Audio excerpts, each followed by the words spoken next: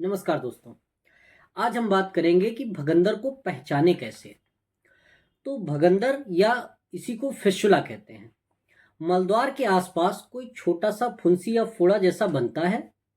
कुछ समय बाद आप थोड़ी सी कोई दवाई खा लेते हैं मेडिकल स्टोर से लेके, या घर में कोई बता देता है कि फोड़े को सुखाने की ये दवा है, आप खा लेते हैं, वो ठीक हो जाता है। कुछ समय बाद फिर से वो बन जाता है। फूट जाता है तो आपको आराम मिलती है। उसके बाद जब वो फिर बंद होता है, कुछ दिन बाद फिर उसमें स्वेलिंग आती है, फिर दर्द होता है, फिर फूट जाता है, फिर आराम मिलती है। पस डिस्चार्ज होता है या बदबूदार लिक्विड डिस्चार्ज होता है, तो आपको अलर्ट होने की ज़रूरत है। ये भगंदर या फिस्टुला हो सकता है। फिस्टुला जो होता है उसकी दो ओपनिंग होती हैं। एक मलद्वार के आसपास की स्किन पर होती है और एक मलद्वार के अंदर होती है, गुदा मार्ग में कहीं।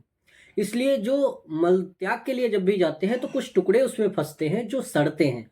उनके सड़ने की वजह से इन्फेक्शन होता है और उसी वजह से पस या बदबूदार पानी आता रहता है। तो अगर आप किसी ऐसी समस्या से पीड़ित हैं तो बिल्कुल लापरवाही ना करें, अपने नज़दीकी डॉक्टर से तुरंत कांटेक्ट करें।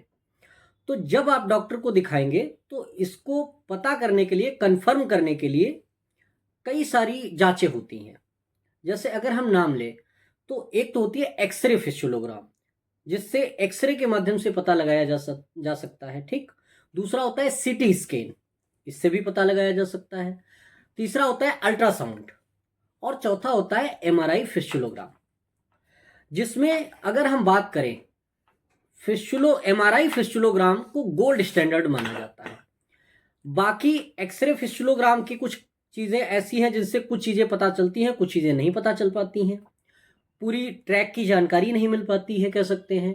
ब्रांचिंग की जानकारी पूरी तरीके से नहीं मिलती है। तो अगर गोल्ड स्टैंडर्ड की बात करें कि सबसे अच्छी जांच कौन सी है जिससे फिस्टुला के बारे में लगभग पूरी जानकारी मिल सकती है, तो वो एमआरआई फिस्टुलोग्राम है। तो अगर भगंदर जैसी किसी समस्या से परेशान है तो एमआरआई फिस्टुलोग्राम ही उसकी कंफर्मेटरी, कह सकते हैं, गोल्ड स्टैंडर्ड की रिपोर्ट है।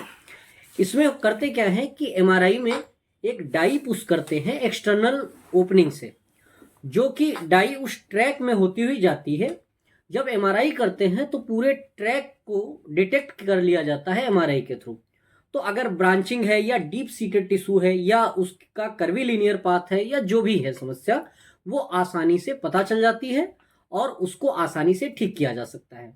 दोस्तों, जब तक किसी बीमारी के बारे में, किसी समस्या के बारे में संपूर्ण जानकारी नहीं होगी, तब तक उसका इलाज कर पाना, ट्रीटमेंट कर पाना थोड़ा मुश्किल होता है, उसे ठीक कर पाना मुश्किल होता है।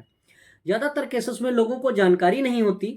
मलद्वार के आसपास कोई छोटी सी फोड़ा या फुंसी कुछ ऐसा होता है तो दवाई खाते रहते हैं, या किसी जो आम फिजिशियन हैं, आसपास बैठने वाले डॉक्टर, उनसे बात करते हैं, जो कि प्रोक्टोलॉजिस्ट नहीं होते। कहने का मतलब मलद्वार से संबंधित बीमारियों के स्पेशलिस्ट नहीं होते हैं।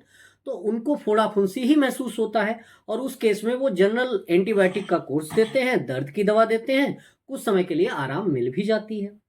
लेकिन अगर एक्सटर्नल ओपनिंग बंद हो गई है, कुछ टाइम के लिए आपको आराम मिल रही है, लेकिन जो उसका रूट कॉज है, जो इंटरनल ओपनिंग है, वो बंद नहीं हुई है, तो समस्या आपको और ज़्यादा बढ़ के मिलेगी अगली बार। तो अगर ऐसा कोई फोड़ा फुंसी है जो मलद्वार के आसपास है और बार बार बन रहा है, ठीक हो रहा है, बन रहा है, ठीक हो रहा है, एक दो बार ऐसा हो चुका है, तो बिल्कुल लापरवाही ना करें। जो प्रोक्टोलॉजिस्ट हैं, मलद्वार से संबंधित बीमारियों के स्पेशलिस्ट हैं, ऐसे डॉक्टर से संपर्क करें ताकि वो आपको ठीक से बता पाए, आपका ठीक से इलाज हो सके। और अगर किसी बीमारी के बारे में समय से पता चलेगा तो समय से इलाज भी हो सकेगा। और इसके कंफर्मेशन के तौर पर एमआरआई फिस्टुलोग्राम ही करवाना चाहिए ताकि उससे संपूर्ण जानकारी मिल सके। Thank you.